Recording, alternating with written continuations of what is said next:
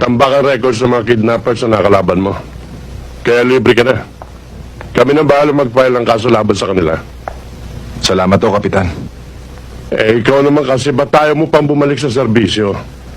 Kailangan ng militar isang katulad mo. Matapang at maprinsipyo. Ayoko na ako, Kapitan. Kontento na ako sa pagiging sibilyan. Sige o, Kapitan, alis na ako. O, magkano Sige, naman ang mag-ingat. kailangan ko ibayad para sa pagkakaligtas mo sa buhay ko? Huwag niyo naman ako insultuin. Wala na ba mahalaga sa inyo kundi pera? Naku, huwag ka ng umarte, no? Alam ko naman kaya ka nagtatrabaho dahil sa pera. Kaya sabihin mo na kagad kung magkano nang mabayaran ka na nang magawa na yung tseke. Tseke mo? Tseke ko. Mrs. Mondragon. Hoy! Miss pa ako, ha?